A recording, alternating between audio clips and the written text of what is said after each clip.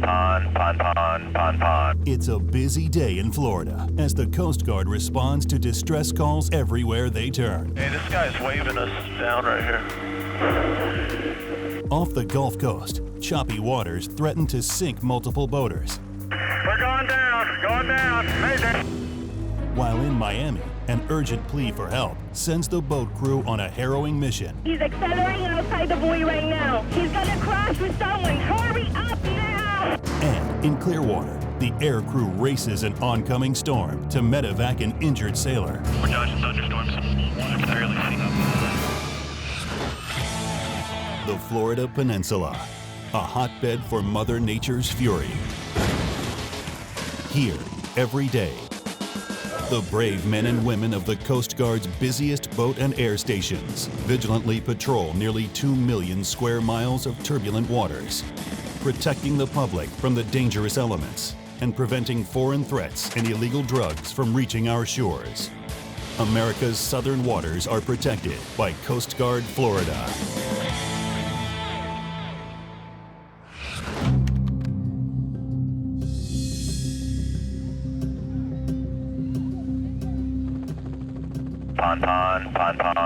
Pon. The United States Coast Guard in Miami, Florida has received a distress alert from a personal locating beacon with no vessel description, approximately 13 nautical miles west of Clearwater, Florida. I'm Lieutenant Tom Huntley. I'm a H-60 pilot here at Station Clearwater. We're out on a training flight. We just got on scene with our training boat, and we get a call that there is a personal marker locator going off somewhere north of our position.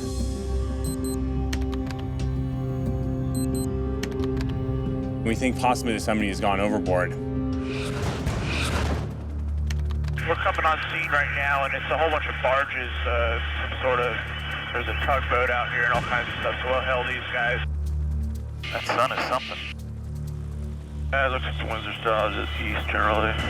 The weather is quite favorable. We have great visibility. We have an east wind today, so that's causing a little extra chop. Vessel Charleston, Coast Guard helicopter, rescue 6008. Can you come back on 16, please? We just had a report of a 406 EPIRB going off in this vicinity. An EPIRB is a emergency position indicating radio beacon. It's basically a distress beacon, and the mariner can set it off, and it continually alerts of their emergency. Trace Charleston, they know EPIRB coming up on us. Do you have anybody in the vicinity by the name of Timothy Palmer? DJ, yes. All right, his 406 EPIRB is going off. We're checking the guy's locker just to make sure his ain't going off, but he is home in the bed right now. We're checking. If he's accounted for and all your personnel are accounted for, we'll report back to our headquarters that you guys are okay. Yes, sir. Everybody's accounted for. Roger that. As it turns out, the captain of the dredge vessel realizes that the person who the PLB is registered to is safe on shore, and his marker just happens to be inadvertently going off. Roger, we're going to depart the scene now. Thanks. Hey, this guy's waving us down right here. All right, coming around. This guy is waving a flag. Vessel underneath the Coast Guard helicopter. Call back on channel 16. We were literally flying away, and then all of a sudden we see these guys waving us down like they're drunk, and we started looking a little bit closer, trying to figure out what was going on. Yeah, I got the little pantomime there. I think they're panning water out with their ice there. All right, let's see if we can get him on 16 again. I am. And a vessel panning water out. This is Coast Guard 6008. How do you hear us? Nothing. We're going to see. I don't think they have a radio, sir. He's holding his hand up. Hey, do we have a drop radio we can give him? Yes. So we decided to drop down a radio to him with a trail line. We set it to channel 16 and put inside of the Pelican box that we had, and I tied that to a trail line. Target side trail line is going down. Watch these guys. They don't have life jackets on. I think the one guy holding on the port side, so let's watch him. Yeah. Easy forward right. They have the trail line. Clear way back and left. Hang out slack. They look like they might be listing pretty low in the water, but it doesn't look like they're in any immediate danger. All right, radio's away. Radio's in the water. They're pulling in the radio. Roger. Radio's on, Jack. Sweet. I got you. Hey, fellas, what's going on? Hey, we took a heavy wave. We got water all the way to the boat.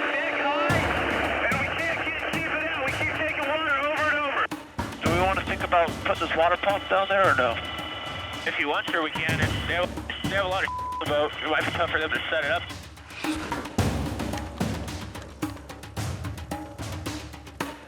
We did talk about lowering our dewatering pump, but because the boat was so small, we decided that was a little more risky than needed.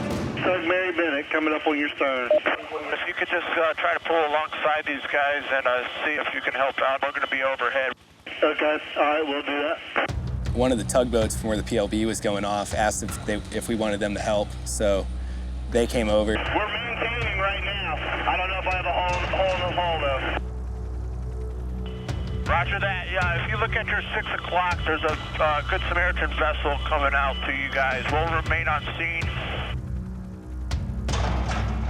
How much longer do you think you have before the vessel is totally overtaken by the water? As long as we maintain on the back like we're doing with the bucket, I think we'll make it. But if we take another heavy hit, we may be in bad shape.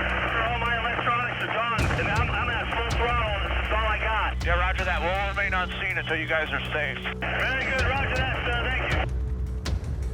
Just be advised, the Coast Guard small boat's also en route to help out.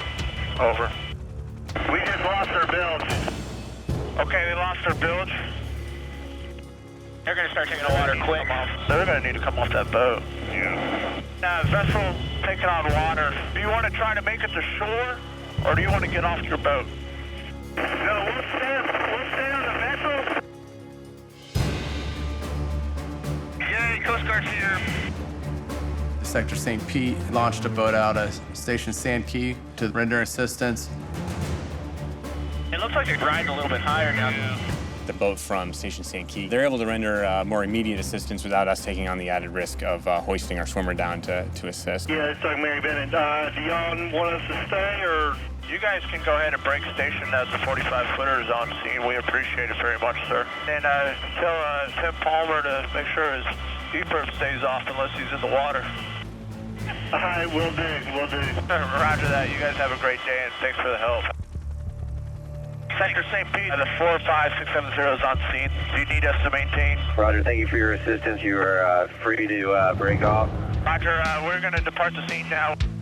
Man, what's the dumb luck? He's lost comms and taking on water. We happen to fly by. Good thing we got the A-team on board. Exactly. Not bad for a day's work. Lives assisted. Lives assisted. Mayday. We're going down. Mayday. Yeah, get ready. We left that boat, and we heard a mayday call saying that another boat are in distress, and they were going in. You always got to be ready when you're the ready crew for a SAR case to happen and be diverted. Going down. Give me your location. Tarpon Spring Wreck. Roger, Tarpon Spring Wreck. How many persons are on board your vessel? Over. We're in the water now. Tarpon Spring Wreck. They say Tarpon Springs wreck. We're going down and we're in the water, and that's the last we heard of them. And Sector Rescue 6008 is en route to Tarpon Springs. Unknown number of people in the water. They're not coming back on 16. That's all we got. We'll be on scene in 5 minutes. Nice. We immediately started heading north towards Tarpon Springs. Not exactly sure where the wreck is. There are a number of diving wrecks out there. Pond. The Coast Guard is due to report a vessel taking on water in approximate position 28-08. Using Rescue 21, which is the Coast Guard's radio system that was just implemented, the sector was able to triangulate their position and give us a latitude and longitude where we flew. I got something at 12 o'clock. All right, I got a white contact right down here. All right, guys, we got something at 1 o'clock. Looks a little jacked up from here.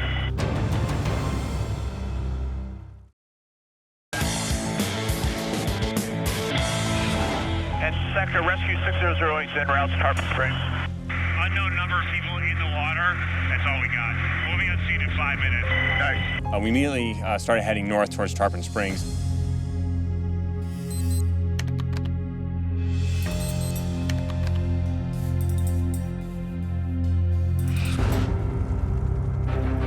Looks a little jacked up from here.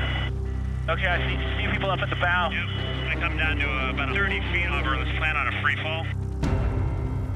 Luckily, I was already dressed out from the last case. All right, winds are out of the east still. Okay. Swimmer is ready. All right. I'd stabilize at 12, and you can deploy the swimmer. Roger, deploying first. Swimmer's in the water. Swimmer is okay. Clear me back and left. A free fall, typically we do that only during the day and if the water conditions and water depth are known. At this point, we were well offshore, and it is the most rapid method of getting the swimmer to the survivors. When I got to them, I asked them if they had any injuries, which they replied that they had none. And then, is there anybody out here, or is it only you three?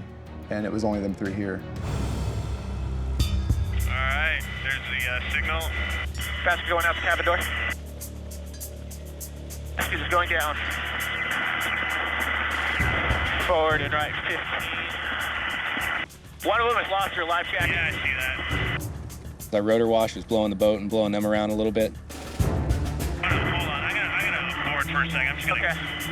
Do you want to stay away and have the swimmer swim up to us? Yeah, okay. We back the helicopter off and make sure that the rotor wash isn't infringing on the rescue area. So the swimmer had to swim them back towards the helicopter. Basket is coming up. While he was putting them in the basket, you could tell they were a little shooken up and stuff, and they didn't want to really trust the basket too much. They were holding on to it when they shouldn't have been. Basket in the cabin. All right. Basket's going down. Basket's in the water. Taking a load. Basket's coming up.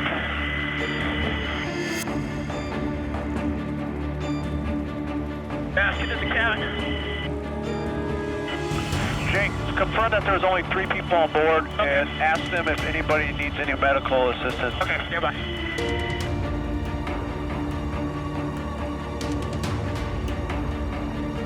There's only 3 people on board and they said you do not need any medical assistance. All right, thank you. Basket's outside the cabin door. Basket's going down. 08. The captain was fairly upset because it was his boat and it was his responsibility for capsizing it. Forward. And hold. As the rescue swimmer was putting the survivor in the basket, he was holding on to the top of the basket. I got the ready for pickup signal, and as I started picking him up, I got the hold signal from the swimmer. And the swimmer's trying to get his hands off the sides of the basket, and the survivor didn't really want to sit in the basket. He was kind of scared from going under the water, I think. All right, take a load. Taking a load.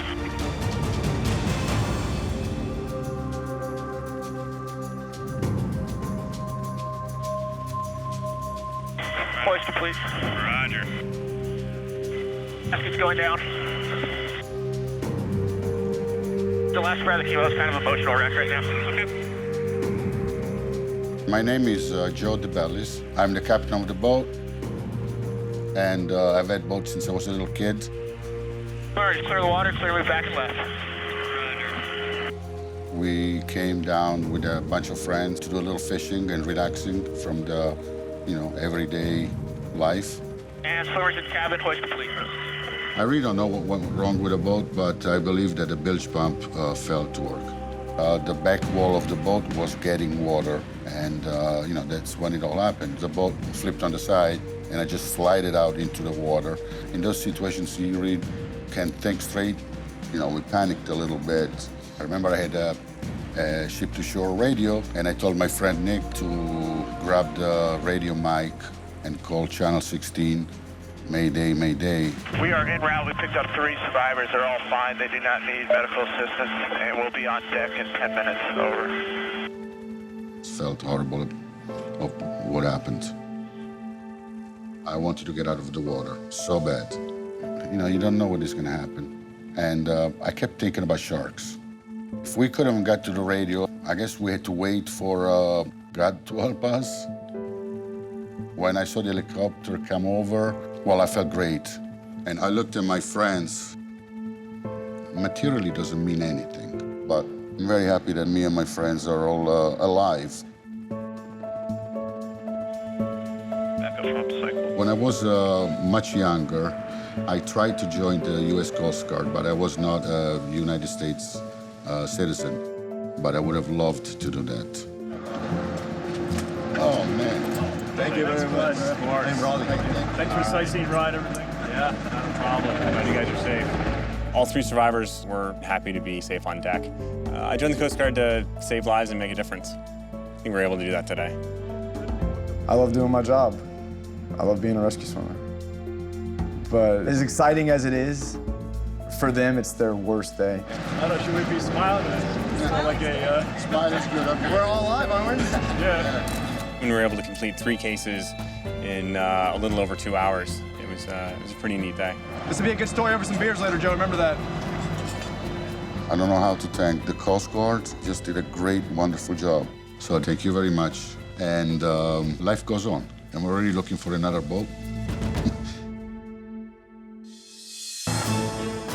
Someone on 16 was saying that they saw a boat driving erratically. They believed he was trying to play chicken with the other boats. Going too fast, you're gonna kill somebody. Stop, get away. This boat's rocking pretty good. I don't know if you guys see that, but Yeah, got you coming up. Could hurt a little bit. yeah, I'll keep that in mind. You're always thinking about things that could go wrong, but you can't get caught up in them.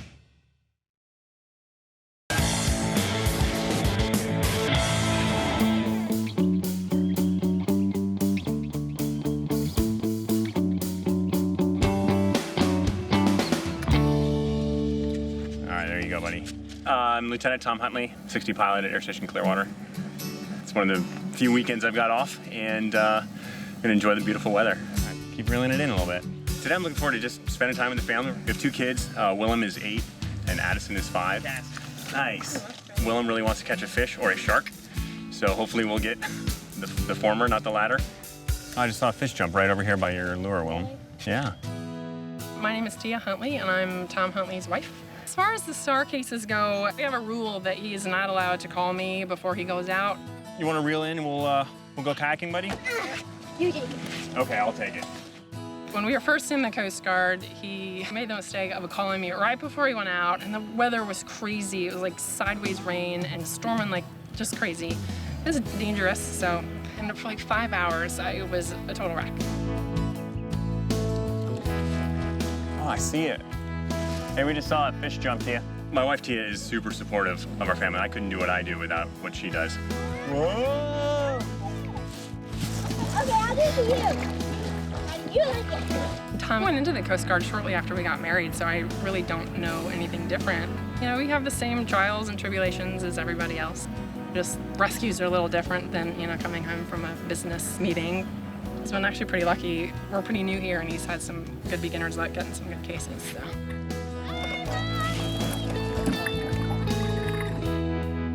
It's really important to spend time with the family when we're not deployed or on duty or flying. The weeks are pretty busy, but we get some precious time off. Today went great. Willem and Addison had a wonderful time, and T and I really like spending time like this, so we had a great day. All right, let's head in. Sit down there, little turkey.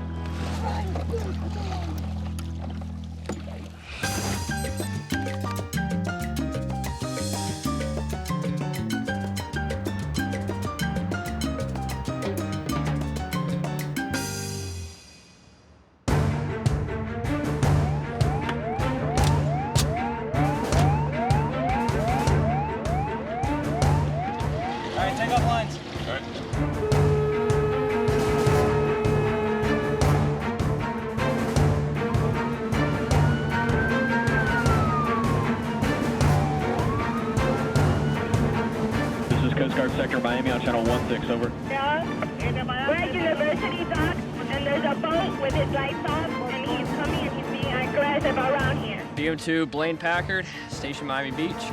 Call comes in, I think it was close to midnight. Someone on 16 was saying that they saw a boat with no nav lights on down by Elliott Key.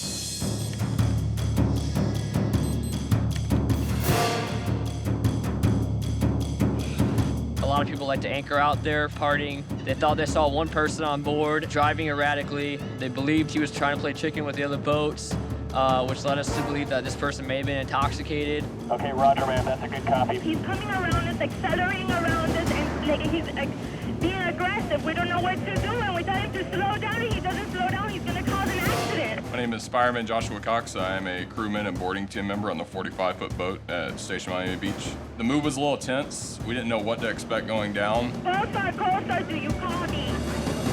This is an emergency, come on!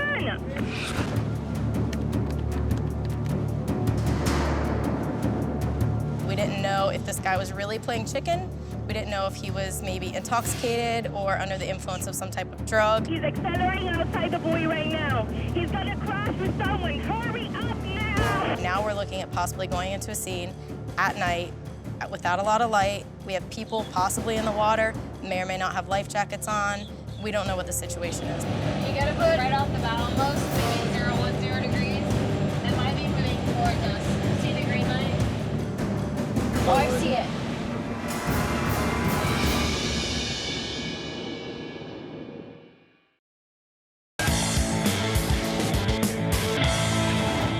Coastal, do you copy? Call comes in, it was close to midnight. Someone on 16 was saying that they saw a boat with no nav lights on down by Elliott Key, driving erratically. They believed he was trying to play chicken with the other boats, which led us to believe that this person may have been intoxicated. Oh, I see it.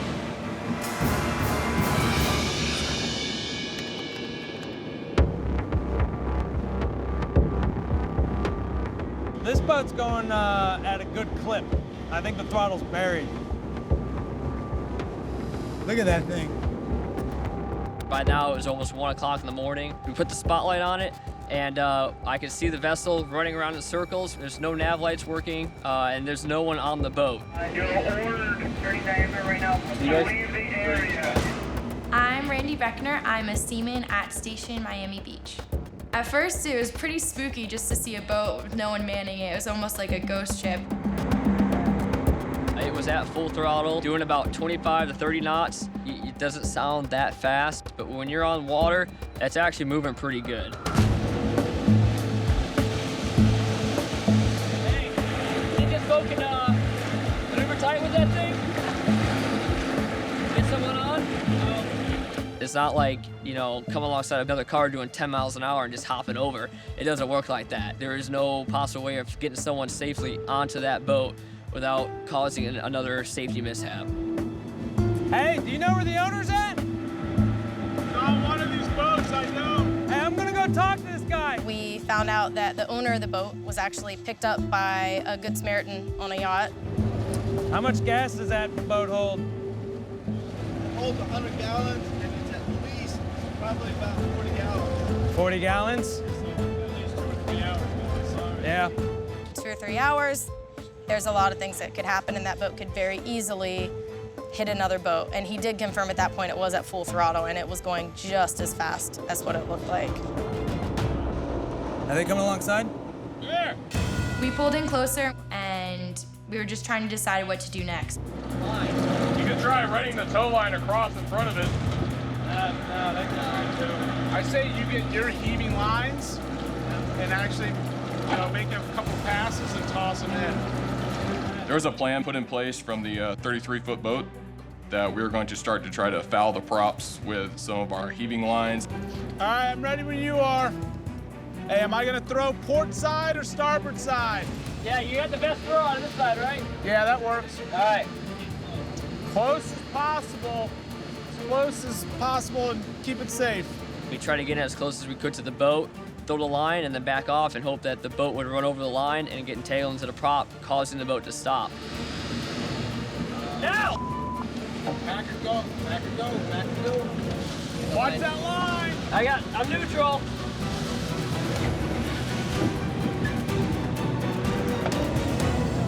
That went right across, he drove right over it. Check on the side, I threw it. The wake may have pushed it out. Unfortunately, the boat was driving so fast and was turning so hard, it was actually pushing the lines away from the boat, which was causing it not to get entangled. There it is. It just wasn't working. It was hard to get close to the boat. It was just going so fast, and we were just afraid that any more attempts at throwing the heaving line was just too dangerous. Got it. Lines on board! Please be advised, lines have been deployed. It was ineffective. Yeah, let's reevaluate. The other option we had was to try to get close enough to use a boat hook to reach over to the throttles and bring the boat to neutral.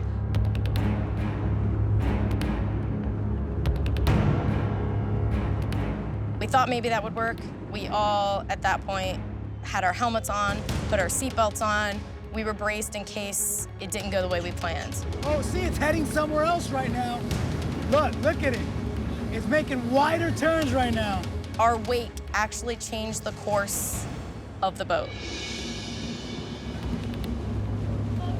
Right behind us. Ah!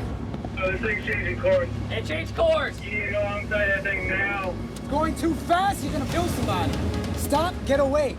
The boat made a quick turn in the opposite direction and came right at us. We definitely thought for a moment that we were about to have a collision with the boat. I think maybe we're just letting her run out of gas. That's it, man. Holy crap, that was really close. That was a very scary moment. We didn't know what was gonna happen. So we decided we weren't gonna try anything else. We're just gonna let it run out of fuel. To the vessels in the vicinity of the erratic boat and Elliott Key, please weigh your anchors and start heading away from Elliott Key. Even though we were waiting for the vessel to run out of gas, that definitely didn't make any of us less alarmed. All of us had our heads practically pressed to the windows, trying to see if it changed course. They're not gonna get anything out of it. And nobody knew if these guys had any type of purpose. No, we slowed down. Oh, stop! Stop! Roger, run again. Let's get somebody on board before it takes off again. The boat did eventually die out on its own at about 2:30 in the morning. Slow down! Slow down! Yeah, that was definitely full throttle. Oh my God, that was definitely. Yeah! Woo. That was the greatest moment.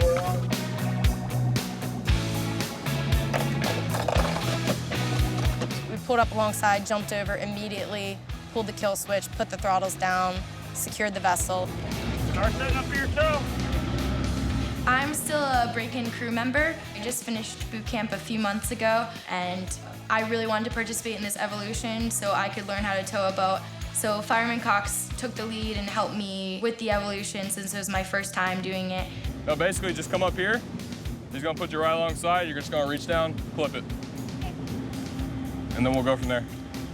Because it's one thing to just talk about it in the training room, but it's another to be out there doing an actual tow in a real case. Clip it on there. There you go. Let out 50 feet high. You got one boat by the boat you're towing, and I don't believe any one of us have ever dealt with a boat that was driving like that, but everyone was on the ball. Both crews on both boats did an outstanding job. Breckner, you're just gonna wrap it around there twice and bring it back to the cleat. In the end, it all worked out. The boat stopped, no one was harmed, everything was good, and we managed to keep the scene secure and make sure nobody was hurt. Thank you, Captain. All right. Sorry for the trouble. Make sure next time you be more careful about your boat. Yeah. This is a case I'll definitely never forget, partly because it was my first big search and rescue case at Station, and also because that imagery of that boat just going around in circles, almost looking like a ghost ship, I don't think that'll ever leave my mind.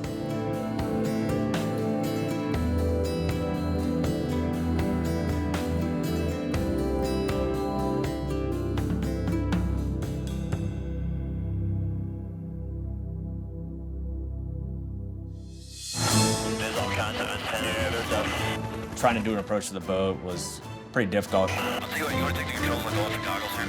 Sure. I was definitely a little nervous about it. This boat's rocking pretty good. I don't know if you guys see that, but it's definitely rocking.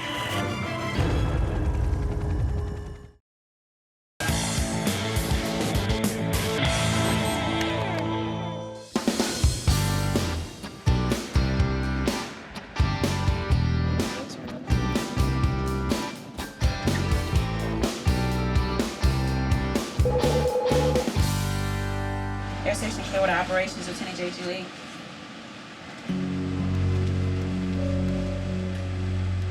A Medevac case? Where is he bleeding from? And you said it's a container vessel? Okay, thank you. Bye-bye. The patient, he's having ulcer-like symptoms. He's bleeding from his urine, stool, and he's vomiting blood. They already spoke with the flight surgeon. He recommended a Medevac.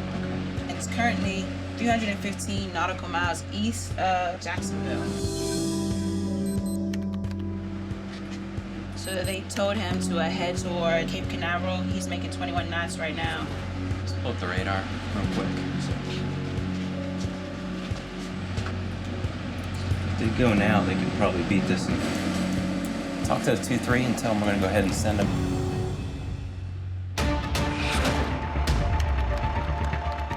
That's good. Yes, sir. Walk around's good? Yeah, walk around's good. Okay. Ready for taxi. Yeah, Clearwater ready for takeoff. Ready for takeoff. 023, Clearwater, square here, board. 05, persons on board.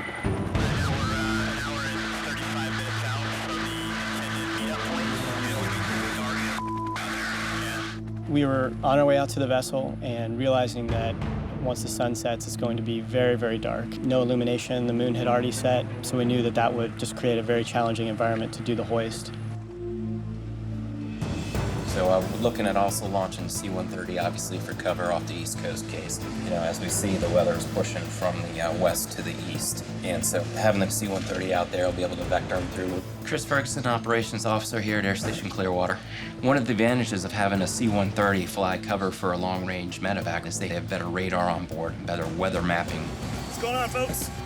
They're able to plot out a safe course through storm fronts and things that the H-60 would normally have a hard time navigating. So it's always a great comfort to know that those guys are overhead and are not only looking out for you, they're sometimes acting as big brother telling you where to go. Of course. We're dodging thunderstorms.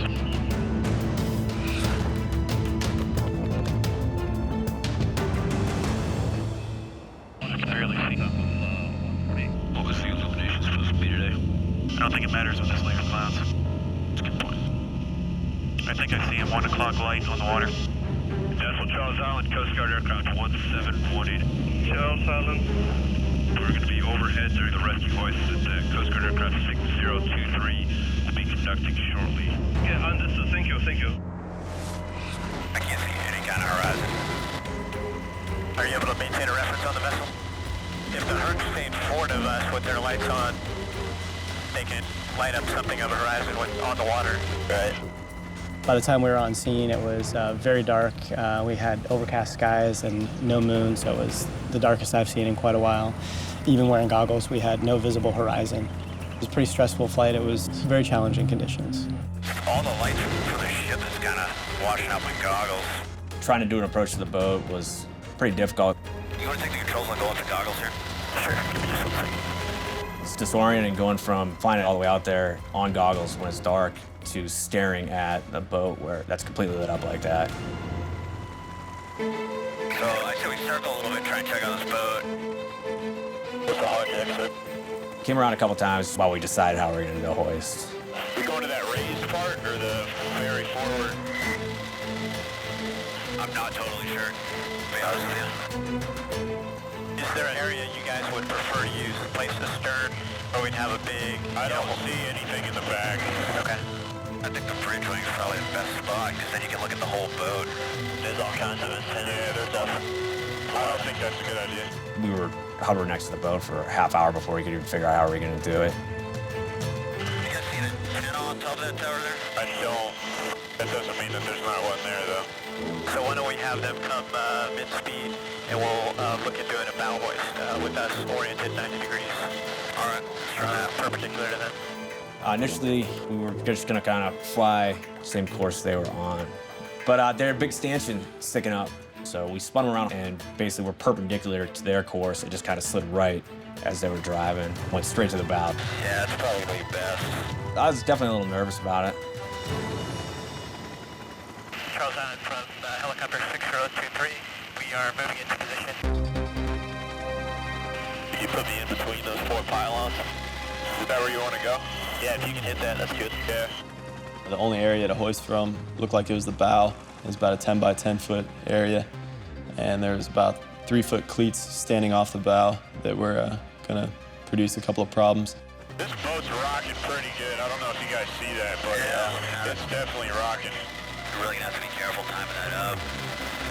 Catch it coming up. Could hurt a little bit. Yeah, I'll keep that in mind. You're always thinking about things that could go wrong, but you can't get caught up in them. If you're thinking about failure, it's gonna inhibit your success. Approach check complete. Somebody's going down.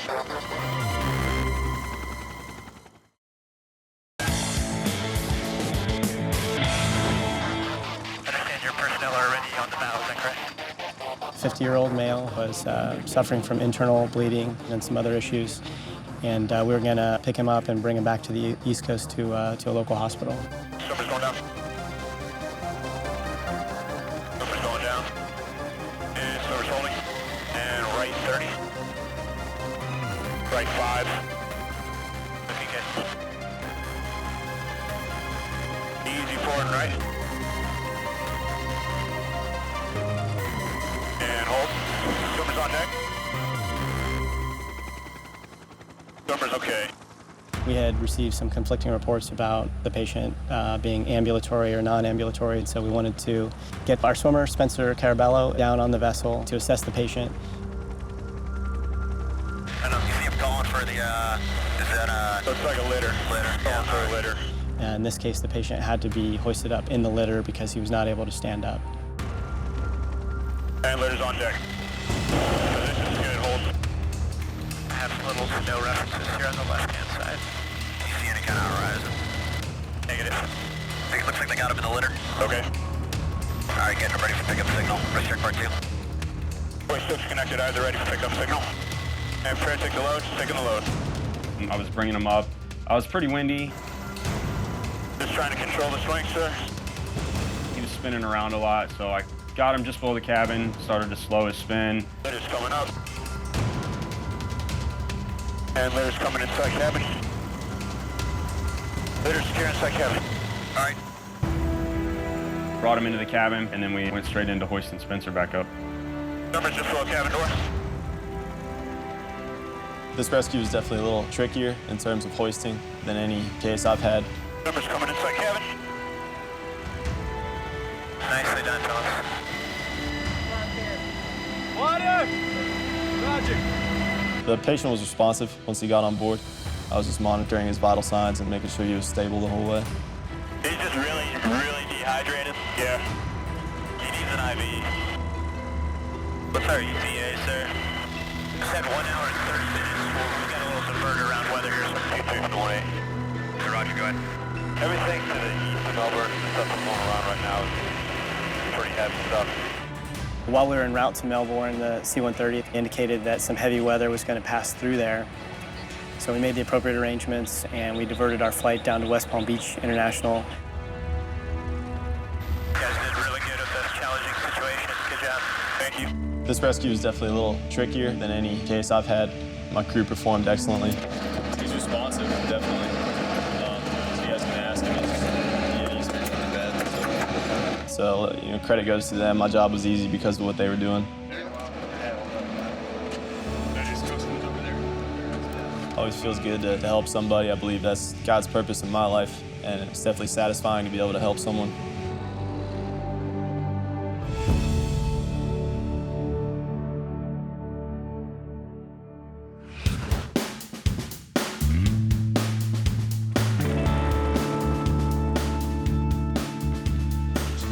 Ready for pickup? So Yeah. right, thumbs up. Thumbs up. Big and high. Petty Officer Carabello, AST-3, United States Coast Guard, Air Station Clearwater.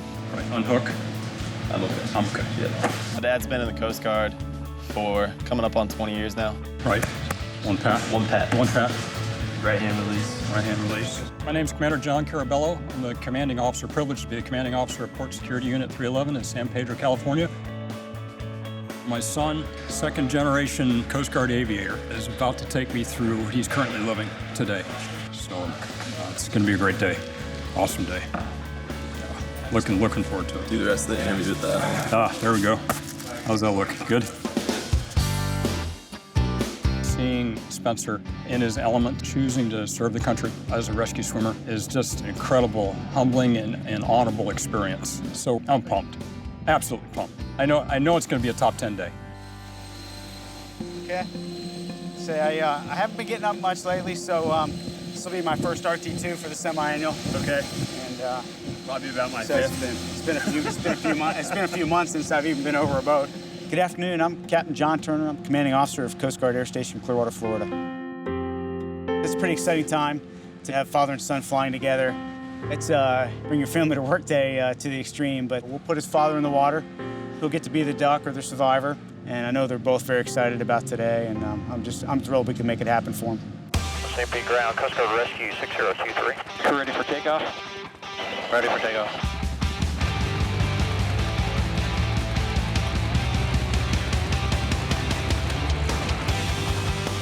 I think we're ready to go back here, sir. Who's first or what's first? I'll be going first. This is Spencer. All right, what do you want? I'll take a free fall, sir. Okay. So we got on scene and got right into the swimmer work. Duck's going down. Duck is halfway down. Duck is in the water. While I'm at the door, I'm looking at him and just making sure nothing's swimming up on him. It's been Shark Week, so we've been thinking about that a lot. If he gets hurt, Mom's gonna kill me.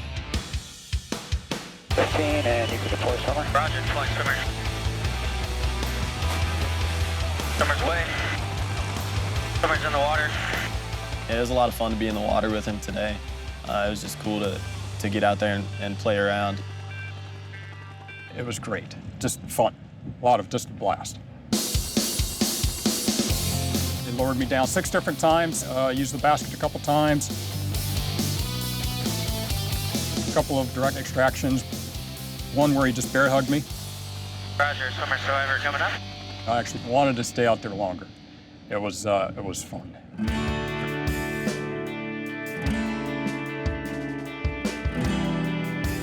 It was a heck of an opportunity for both of us. He said it was a top 10 day for him, and I'd say it was for me too. And we just had a blast out there. It was a lot of fun.